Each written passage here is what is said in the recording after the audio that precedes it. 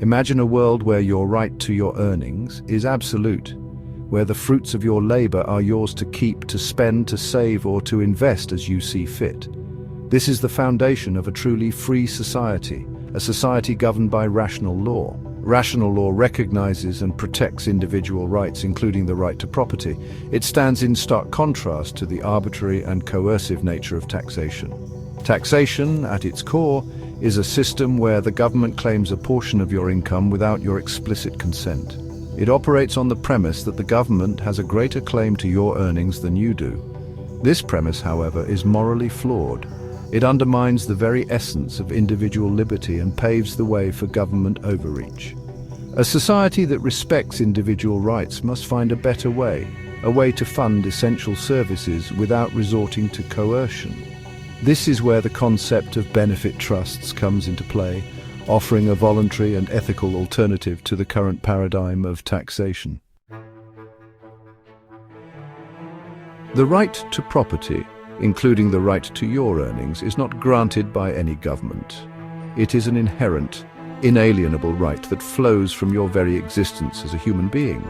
You alone own your labor, your time, and the fruits of your efforts. This right is demonstrably provable. You can trace the effort you put into your work, the hours you spent, the skills you applied. You can see the tangible results of your labor in the form of your paycheck. Taxation, on the other hand, lacks this moral proof. There is no direct correlation between the taxes you pay and the services you receive. You're forced to contribute, regardless of whether you agree with how the money is spent or whether you derive any personal benefit. This inherent injustice of taxation is often masked by the argument that it is necessary for the common good, for funding essential services like education. However, the common good should not come at the expense of individual rights. There are better, more ethical ways to fund education, ways that respect individual liberty and foster a sense of voluntary cooperation. Benefit trusts offer a compelling alternative to the current system of forced taxation.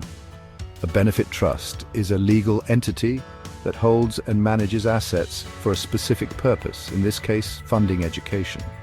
Individuals contribute to the trust voluntarily, knowing that their contributions will directly support a cause they believe in. These trusts operate with transparency and accountability. Donors can track how their contributions are being used, ensuring that their money is being spent effectively and in alignment with the trust's stated mission. This stands in stark contrast to the often opaque and convoluted nature of government spending. Furthermore, benefit trusts foster a sense of community and shared responsibility.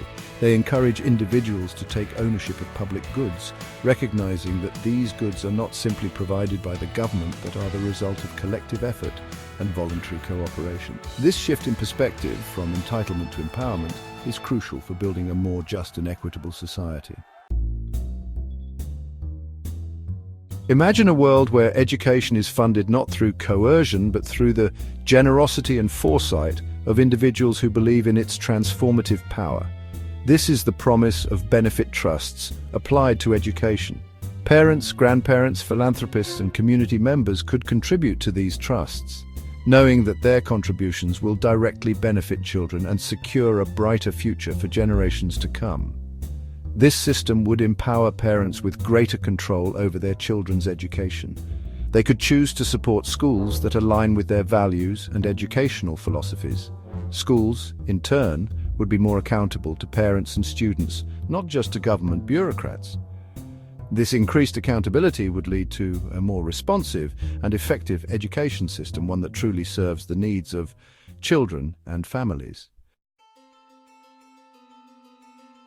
One of the most exciting aspects of a free market approach to education is the potential for diversity and innovation. Freed from the constraints of a one-size-fits-all system, a vibrant tapestry of educational models could emerge, each catering to the unique needs and learning styles of individual students. We could see the rise of specialized schools focusing on the arts, sciences, technology, trades, or entrepreneurship. Parents could choose from a wide range of pedagogical approaches, from traditional classroom settings to more experiential, project-based learning environments. This diversity would be a far cry from the current system, which often stifles creativity and innovation. It would empower parents and students to find the educational fit that best unlocks their potential. It would foster a love of learning, not just the acquisition of knowledge. Section 6. Beyond the classroom walls. Real-world learning in action. Imagine a world where education extends beyond the confines of the traditional classroom, where learning is not confined to textbooks and standardized tests, but takes place in the real world through hands-on experiences, apprenticeships, and internships. This is the potential of a free market approach to education, where innovation and practicality go hand in hand.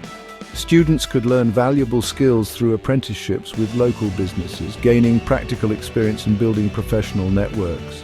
They could participate in community projects, applying their knowledge to real-world challenges. They could start their own businesses, learning the ins and outs of entrepreneurship firsthand.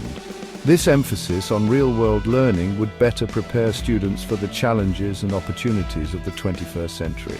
It would equip them with the critical thinking skills, problem-solving abilities, and entrepreneurial spirit needed to thrive in an ever-changing global economy. Section 7. The pursuit of excellence, competition, and accreditation. In a free market system, competition is a driving force for innovation and improvement. This holds true for education as well. With parents free to choose where their children go to school, schools would be incentivized to provide the highest quality education possible. Accreditation, in this new landscape, would play a vital role in ensuring quality and accountability.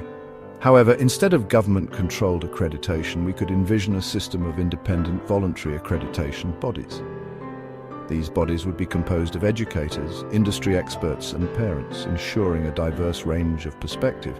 Schools would be free to seek accreditation from the bodies that best align with their values and educational philosophies. This competitive marketplace of accreditation would drive up standards and ensure that students are receiving a quality education. Section 8. Empowering future generations, a vision of freedom and opportunity.